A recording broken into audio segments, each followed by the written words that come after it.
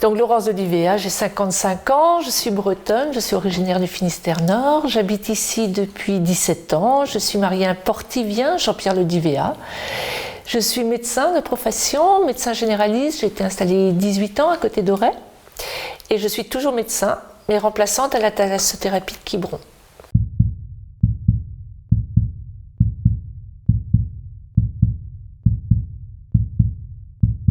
Alors j'avais choisi la place du marché devant le mur de la propriété en Rault qui est très symbolique, qui est un lieu du projet du transfert de la mairie actuelle vers le manoir Kermarie dans la propriété en Rault et qui est une réponse à la problématique de la mairie actuelle. Et la place du marché est le centre de la commune et je pouvais vous montrer toute la cohérence de nos différents projets entre la résidence senior service, les logements locatifs sociaux, les logements nus à l'année qui vont venir, la mairie, l'aménagement de la propriété en Rault, les nouveaux logements également sociaux par BSH, la proximité des commerces, c'était évident, l'axe central, et je trouvais ce lieu très symbolique, d'autant que maire sortant, il me semblait intéressant de vous montrer la proximité de l'ancienne mairie et de la future mairie.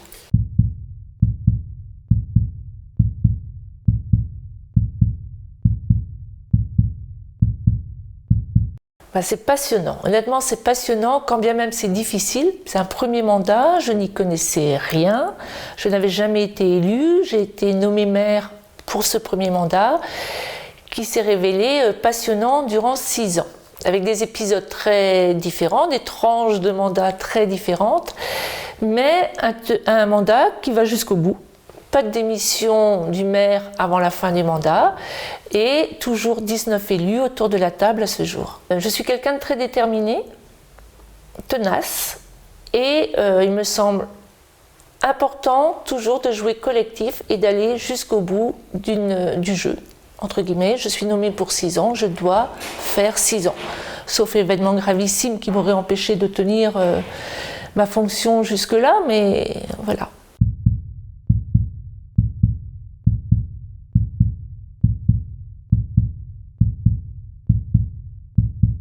J'ai vécu quelque chose que je n'imaginais pas du tout. Nous sommes partis en 2014, nous n'étions pas très nombreux à nous connaître entre nous, nous n'avions jamais travaillé ensemble, mais nous sommes partis avec une philosophie de vie qui était belle, le maire responsable, délégation aux adjoints, chacun son autonomie, avec le rendre compte à l'autorité que je suis, pour mener ensemble, avec les conseillers municipaux, nos projets.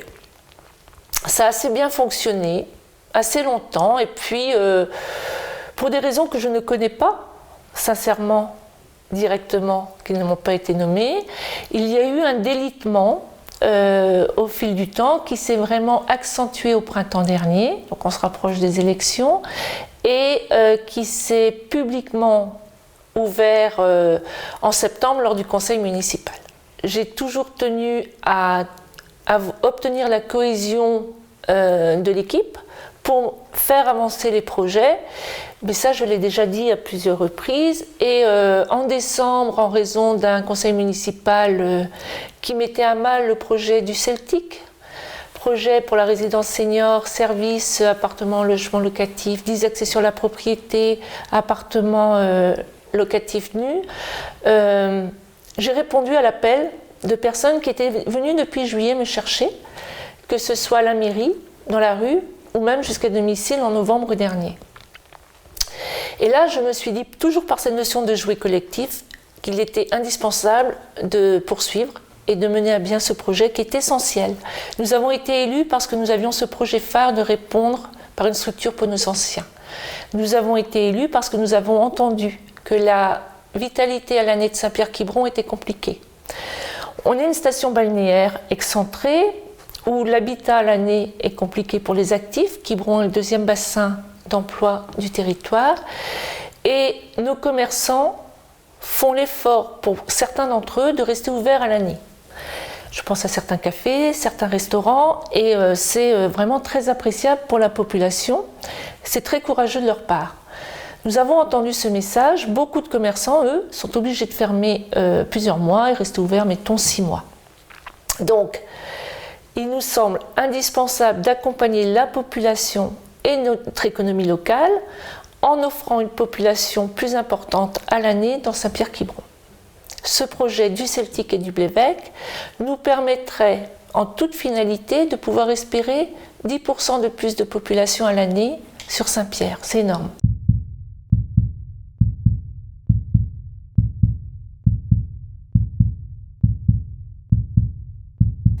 Ou de doute. En fait, il s'est passé plusieurs choses. Amanda, ce n'est pas facile.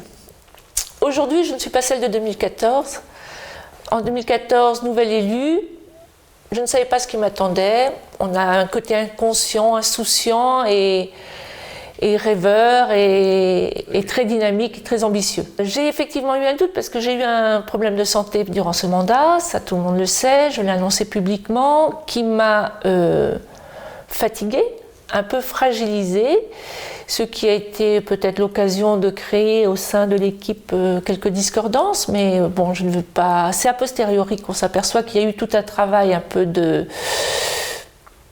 zizanie peut-être, enfin sûr même, créé, mais il y a eu ce point-là et je me suis dit, suis-je légitime de retourner, de me présenter alors que j'ai eu ce problème de santé? J'étais un petit peu radicale sur cette situation.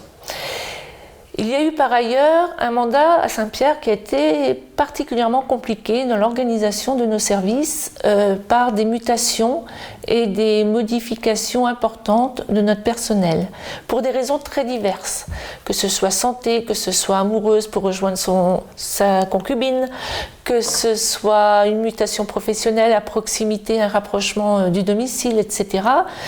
La réalité a montré que nous avons eu un turnover d'agents de direction dans la commune, ce qui ne facilite pas une continuité, une fluidité des dossiers.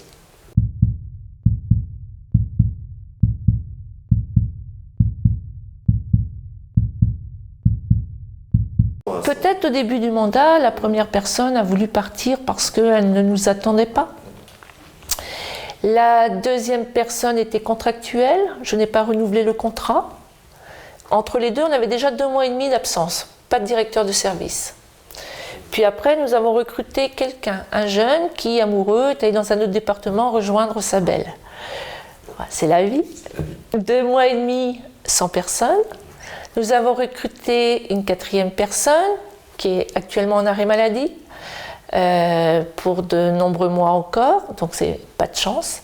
Et là, nous sommes avec quelqu'un qui est en remplacement, passionnante, jeune, fraîche, et qui assure très très bien sa fonction.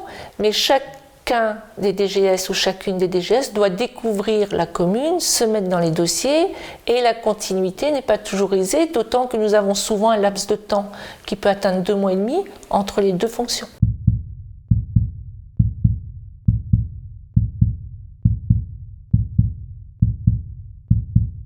Moi, je n'y crois pas. Je n'y crois pas.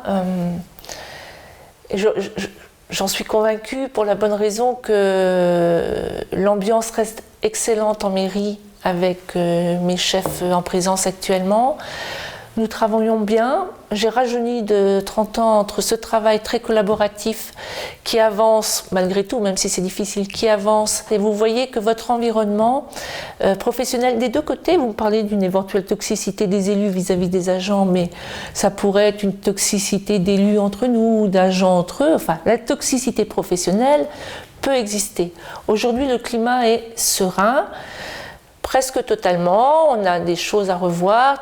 Mais je n'ai pas pu aborder toute la réorganisation souhaitée par l'équipe à notre arrivée en raison de ce flux de changement personnel. C'est un regret.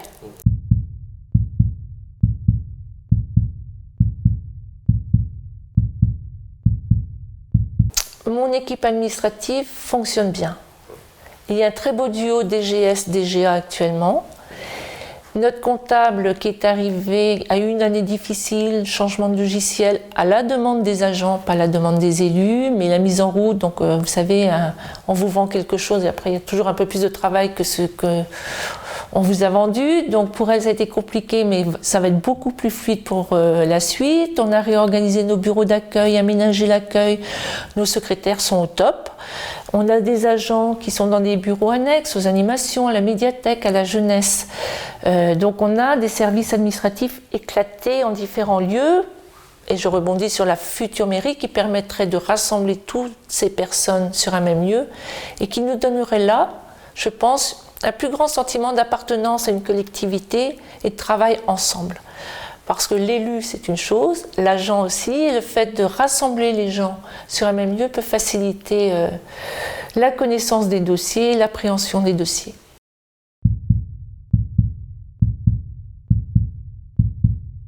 Alors la question est un petit peu biaisée, si je peux me permettre. C'est-à-dire qu'en campagne, au début de la campagne en 2014, je ne devais pas être le maire. Mais en cours de campagne, avant la fin, il a été désigné que je serais la tête de liste parce que Jean-Yves, qui était adjoint, s'est vu attribuer un poste professionnel qui l'a amené à Nantes, trop loin, trop prenant, chronophage pour assurer la fonction de maire. Donc, dès les élections, j'étais tête de liste pour être maire. Ça, c'est clair. Quels enseignements tenus? Une énorme richesse. Énorme, puisque rappelez-vous, en 2014, Saint-Pierre-Quiberon était une commune isolée. On est arrivé dans la création de l'intercommunalité, au Quiberon Terre Atlantique. Donc non seulement j'ai dû apprendre ce qui revient aux maires, aux élus, l'organisation de la municipalité, avec les agents, les élus, apprendre à connaître les différents partenaires, l'État, le département, la région et l'intercommunalité. Et j'ai eu la grande chance d'être élue vice-présidente en charge de la politique de l'habitat à ACTA, qui m'a fait prendre encore plus de hauteur et surtout une notion de transversalité sur différents dossiers thématiques. Et je parle toujours, et je le répéterai toujours, ceci, l'essentiel, à mes yeux, c'est la transversalité des dossiers pour ne pas rester cloisonnés entre l'habitat, la mobilité et l'emploi. Un maire à 100%, c'est certain. Élu communautaire à 100%, ça dépend puisqu'on est élu, choisi ou pas. Donc si jamais on ne me propose pas de poste de vice-président, ça c'est le président de l'intercommunalité qui proposera des vice-présidents. S'il ne m'est pas proposé de vice-présidente, je serai beaucoup plus disponible sans ACTA pour la mairie et ma vie personnelle. Aujourd'hui, il y a eu la mairie, il y a eu ACTA et un petit peu de vie personnelle.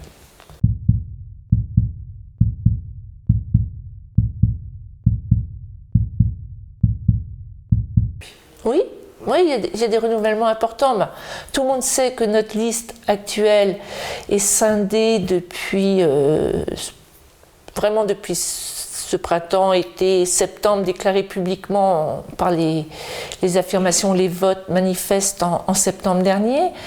J'ai des fidèles colistiers grâce à qui j'ai tenu 6 ans. Et ça, c'est très important de le mentionner, puisque cette ambiance bienveillante de soutien, de résistance, de voilà, de soutien, je crois que c'est le meilleur mot, être avec, permet au maire aussi de résister aux coups durs, quels qu'ils soient. C'est essentiel d'avoir un cadre, une règle du jeu, de la suivre et d'être loyal. Qu'on ne soit pas d'accord, c'est tout à fait légitime. Qu'on soit franc me semble indispensable, ce n'est pas toujours le cas. Être toxique n'a aucun intérêt. Et être dans la stratégie vis-à-vis de l'autre, c'est pas du tout ma nature.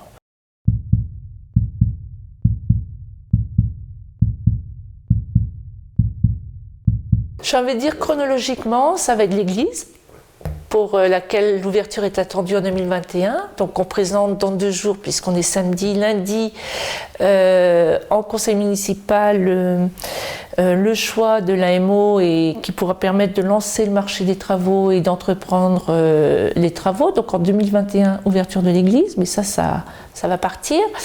Finaliser mon fameux projet du Celtic dont je parle en long, en large et en travers. Finaliser le projet Enro, mairie, parce que notre mairie est juste énergivore, pas du tout adaptée au niveau discrétion, pas adaptée aux normes PMR, et qu'une très lourde amende pouvant atteindre 200 000 € nous pend au bout du nez si nous ne changeons pas de lieu, ou si nous n'adaptons pas le lieu. Donc c'est essentiel.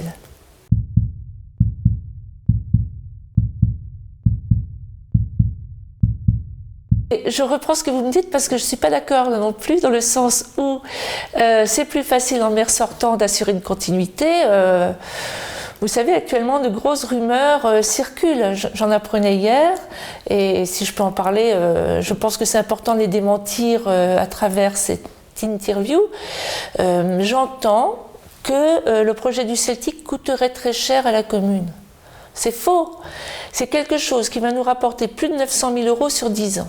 Par le prix du terrain, du Blévec et du Celtic vendus, par la taxe d'aménagement qu'on peut estimer à 300 000 € en 2 ans, et par la taxe du foncier bâti qui va nous venir chaque année. Donc, entendre aujourd'hui que ça va coûter très cher à la collectivité, 700 000 voire plus, là, c'est toxique, c'est une rumeur, c'est faux, je le dis et je le redis. Deuxièmement, la mairie. Ce n'est pas acté aujourd'hui. Idéalement, j'essaye de présenter quelque chose en conseil en mars. Faut-il le faire pour avoir un article dans la presse comme quoi le projet n'est pas passé puisque nous sommes en période préélectorale? C'est compliqué. Donc en tout cas, on y avance, mais ce n'est pas facile aujourd'hui d'annoncer. Et là encore, j'entends des absurdités et des gros mensonges, probablement véhiculés par ceux à qui ça profite, que ça coûterait 2 millions d'euros. Non. Il y a une opportunité durant le mandat concernant cette parcelle en RO. Nos objectifs aujourd'hui, c'est que notre mairie future nous coûte moins de 750 000 €. Donc nous tenons notre engagement, mais avec un peu plus de temps et sur un nouvel endroit en raison d'une opportunité.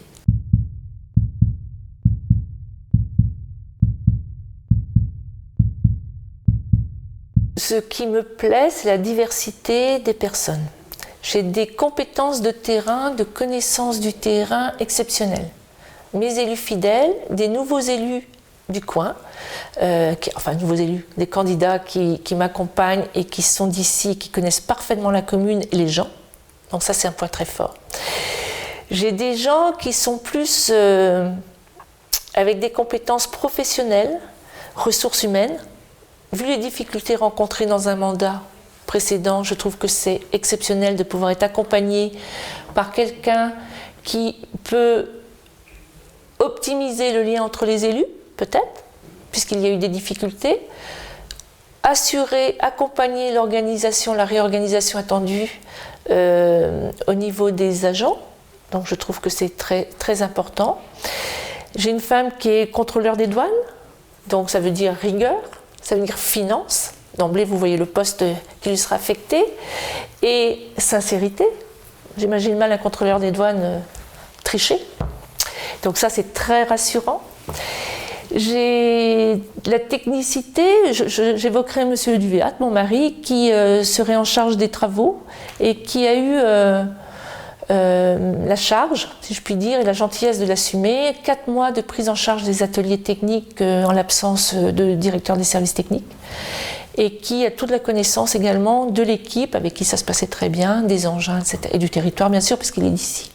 Ce qui est intéressant aujourd'hui, c'est que je suis expérimentée dans ma fonction. Ça, c'est essentiel, ça permet de ne pas perdre du temps pendant 1 an et demi, histoire de trouver vraiment ses marques. On n'a pas du tout l'impression de perdre du temps, mais a posteriori, on se disait « Ah, si j'avais su d'emblée, ça aurait été plus rapide, ça se serait écoulé plus facilement. » Donc là, les 3 grandes décisions, c'est très rapide, ça me semble essentiel. Mais nous avons plein de projets.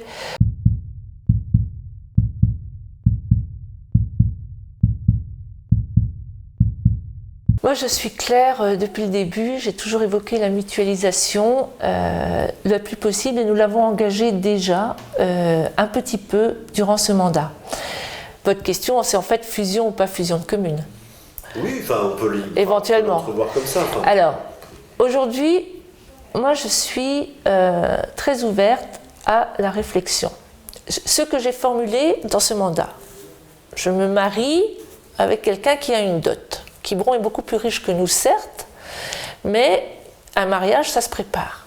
Aujourd'hui, il n'y a eu aucune préparation d'union des 2 communes pour en faire quelque chose de précis. Donc aujourd'hui, dire je suis pour une fusion de communes, ça n'a aucun sens, puisque, à mes yeux, je parle pour moi, puisque aucun travail préalable n'est fait. La mutualisation peut être optimisée. Je pense au service de police municipale. J'avais sollicité le maire, je pense que ça peut avoir des intérêts comme le maire de Ploarnel pour les problèmes de plage ou des accidents tout bêtes sur la côte sauvage. On va se retrouver juste à la jonction Saint-Pierre-Quiberon, ce sera quand même le policier de Quiberon qui devra venir. Donc là, je crois qu'on a quelque chose à articuler. J'opterais volontiers pour une mobilité revue entre les 2 communes. Bon, ça, je parle de mutualisation. Je me suis rendue en septembre, et j'en ai fait part à tous les membres de ma majorité, d'un petit compte rendu que j'avais écrit sur l'expérience des communes nouvelles. Je suis allée à une formation de l'AMF, moi n'ayant pas de commune nouvelle, puisque je suis avec l'identité saint-pierroise pure, pour écouter le retour de cette expérience des autres communes qui avaient franchi le pas. Ce que j'ai retenu, c'était qu'au bout de 6 ans, il y avait des diminutions d'1,2% de frais de fonctionnement. Mais qu'il fallait beaucoup de temps, beaucoup d'énergie, beaucoup dépenser en amont pour pouvoir y arriver. Donc je crois qu'il est indispensable, si un jour il y a une commune nouvelle, que les élus des 2 communes se réunissent et travaillent un projet commun pour aboutir à quelque chose qui soit intéressant par rapport à la situation actuelle.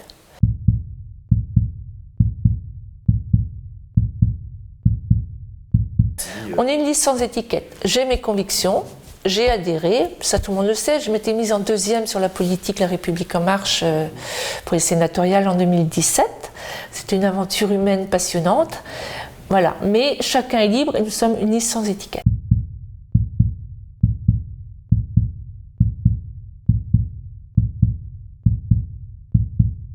Aujourd'hui, réellement, non. Alors moi, vous savez, je suis quelqu'un d'optimiste, je suis déterminée, je suis sincère, j'ai 55 ans maintenant, je n'ai pas les 49 ans et demi du premier mandat. Aujourd'hui, sincèrement, non. Je ne sais pas ce que l'avenir me proposera, mais aujourd'hui, non.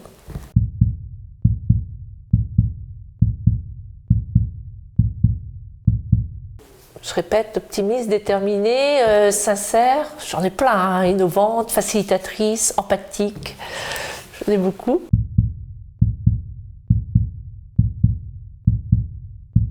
J'en trouve 2 directement, impatiente, cash, ce côté un peu entier, spontané, mais qui a son travers d'être cash. Peut-être un peu distraite. 1, 2, 3, 4 fidèles de l'ancienne équipe. Annie, nouvelle arrivée, et d'autres, mais je les avais vus ce matin un peu plus tôt, ils sont partis. Oui, parce que vous avez travaillé beaucoup ce matin. Ah oui, on a bien travaillé, on a 1 à 2 rendez-vous hebdomadaires pour travailler, s'organiser, tout le monde n'est pas là au même moment ou disponible au même moment, et maintenant on a des objectifs majeurs dans les semaines qui arrivent, faire taire les rumeurs. Merci de nous y aider à travers cette interview parce que j'ai quand même énoncé des contre-vérités, hein, ou des vérités pour lutter plutôt contre les rumeurs, je ne sais pas comment il faut l'exprimer. Ben voilà, maintenant on est dans une... Je vous ai parlé de sport. Il y a une ligne d'arrivée, il faut la franchir en toute beauté et gagner.